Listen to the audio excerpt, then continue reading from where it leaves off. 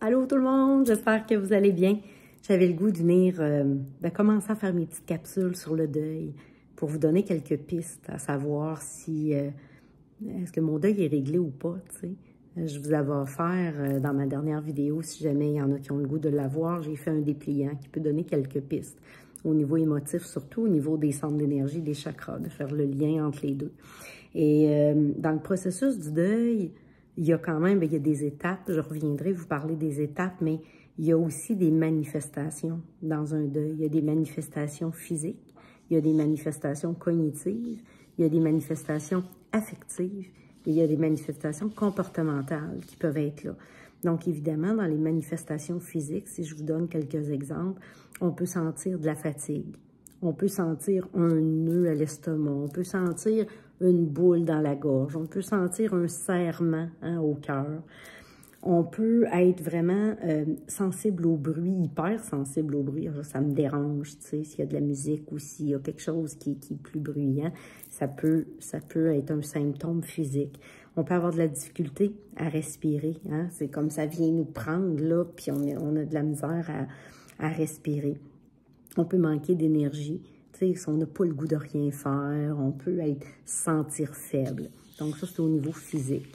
Hein, il y a toutes sortes de symptômes. On peut avoir des maux de tête, on peut avoir différentes choses qui viennent nous nommer qu'on a quelque chose à venir s'occuper ou à venir dégager à l'intérieur de nous. Dans les manifestations cognitives, bien évidemment, on peut nier la réalité. On peut dire non, non, ça se peut pas, là, non, non, elle n'est pas vraiment partie, ou ça s'est pas vraiment produit, ou on peut nier la réalité. On peut être dans une certaine confusion. On peut avoir des pertes de mémoire. Ça peut arriver de dire, hey, mon Dieu, je me souviens pas comment ça s'est passé. Qu'est-ce qui s'est passé? C'est qu'à un moment donné, des fois, il y a des situations qui peuvent être plus difficiles. Puis c'est comme, c'est inacceptable pour nous, puis là, notre cerveau veut nous protéger, puis on se souvient juste plus de ce qui s'est passé et comment ça s'est passé. On peut avoir de la difficulté à se concentrer, on peut se sentir éparpillé, hein? Vraiment, aussi, on peut avoir le sentiment que la personne est encore là, hein? Mon Dieu, j'avais l'impression qu'elle est encore là, tu sais. Surtout quand un conjoint va perdre quelqu'un avec qui il a vécu pendant plusieurs années. On peut avoir le sentiment que la personne est là au présent, même si elle est décédée, même si elle est partie. Tu sais. Dans le processus du deuil, évidemment, bien, il y a tout le côté émotif, hein, le côté affectif. Et là, il va y avoir le choc, il peut y avoir de la culpabilité, bien entendu, de la tristesse, de l'impuissance, de la colère, de l'anxiété, de l'insécurité, un sentiment de solitude, d'isolement, on peut aussi vivre du soulagement. Hein, si la personne était très malade, puis on la voyait souffrante, ça peut être un soulagement qu'elle soit partie aussi. Si ce qu'on vivait avec la personne, c'était difficile, mais ça peut être un soulagement aussi. On peut avoir un sentiment d'abandon, on peut se sentir comme gelé, sans émotion. Il y a toutes sortes de manifestations qui peuvent être là. Au niveau comportemental, bien évidemment, on peut avoir des troubles avec notre sommeil, on peut voir un changement dans notre appétit, on n'a pas faim, on n'a pas le goût, on ne sait pas où on va chercher à se distraire, où on va chercher à s'isoler, ou on peut chercher à éviter certaines choses. Il y a différentes manifestations. Voyez-vous, je vous donne un exemple. Ce qui montre pour moi, c'est quand mon père, une fois que mon père a été décédé, ça faisait 2 ans que j'avais encore certaines choses qui appartenaient à mon père dans mon sous-sol et j'étais incapable de défaire ces choses-là ou de faire le ménage dans ces petites choses-là. C'était pas grand-chose qui restait. Mais c'est vraiment au niveau émotif que j'avais un blocage, puis je savais pas pourquoi j'étais incapable vraiment de défaire ça, parce que je me disais, ben voyons, tu sais, mais j'y arrivais pas. Et à un moment donné, je me suis assise, puis j'ai dit, OK, qu'est-ce qui est là pour moi? Et là, j'ai pris conscience que c'était des choses, c'était les dernières choses auxquelles mon père tenait. C'était ses médailles, ces choses vraiment, là, très, très importantes pour lui. Et moi, ça n'avait pas d'importance pour moi dans ma vie, mais je me sentais coupable de jeter ces choses-là. Parce que moi, ça ne me disait rien, mais lui, il y avait un sentiment d'appartenance à ça, il y avait un sentiment d'attachement à ces choses-là.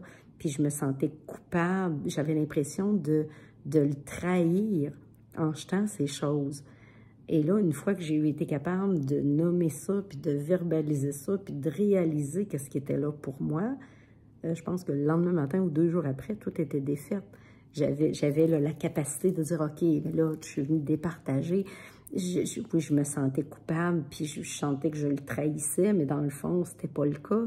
Il était plus là. Il était décédé, il était parti. Donc, j'avais le droit, puis je me suis autorisée à le faire. Mais en même temps, j'avais le sentiment que c'était comme le dernier lien que je coupais avec mon père, tu sais. Mais moi, je sais qu'il y a une vie après la mort, j'y crois. Puis ça, que vous le croyez ou pas, ça vous appartient.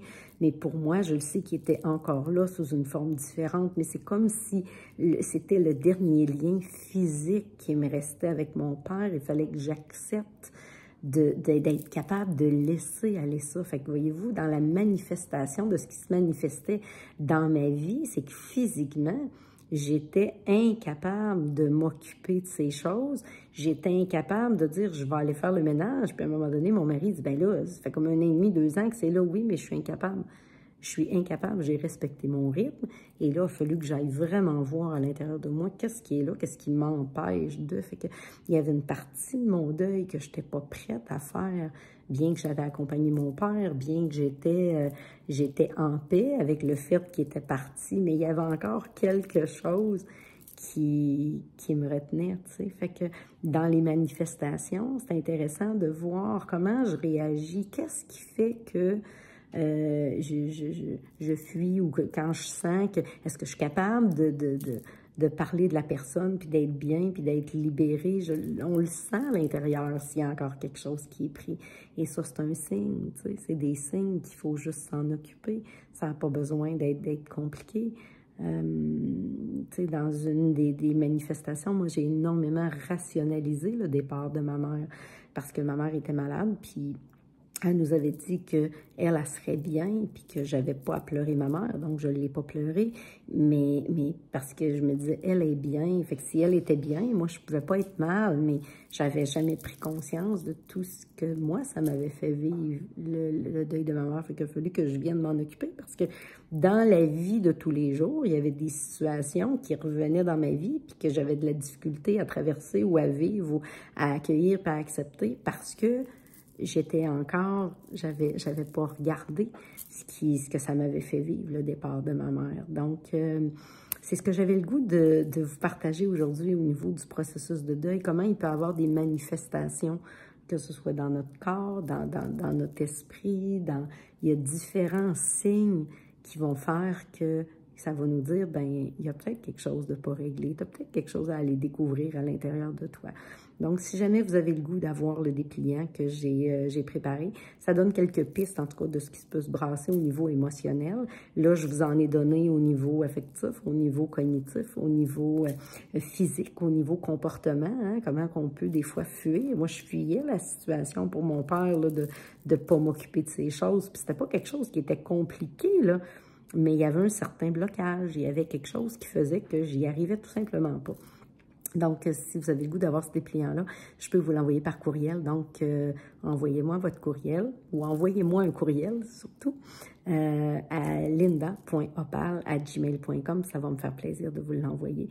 Puis, n'hésitez pas à vous occuper de vos deuils. N'hésitez pas à venir mettre de la lumière sur l'expérience. Hein? C'est des clés.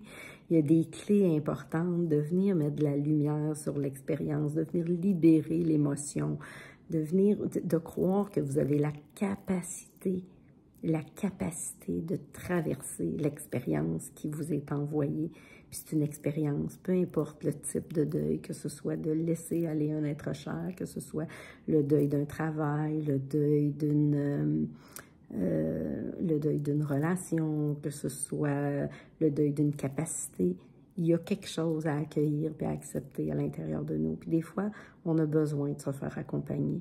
Donc, c'est ce qui était là pour moi aujourd'hui dans cette petite capsule-là. J'espère que ça vous donne des pistes, que ça vous aide. Et vraiment, prenez le temps de revenir à vous. Prenez le temps c'est un processus, le deuil. Et je vais revenir avec les différentes étapes du deuil et où on peut rester pris dans certaines étapes du deuil. Puis c'est vraiment, ça n'a pas besoin d'être compliqué, ça n'a pas besoin d'être sorcier. Il faut juste prendre le temps d'accueillir. Puis il peut y avoir des vagues à travers ça. Des fois, il y a des vagues de tristesse qui peuvent revenir et dire, mon Dieu, mon deuil n'est pas réglé. Non, c'est juste une petite bulle qui vient de monter. Puis, oups, il y a eu une bulle de tristesse. Il y a eu une bulle de quelque chose qui avait besoin d'être accueilli. Puis ça peut arriver de façon fréquente, mais c'est pas parce qu'on revient en arrière. On continue d'avancer dans notre processus de guérison du cœur. Donc, c'est cette petite capsule-là pour aujourd'hui. J'espère que vous allez y avoir trouvé de la valeur. Fait que je vous embrasse. Je vous dis à bientôt.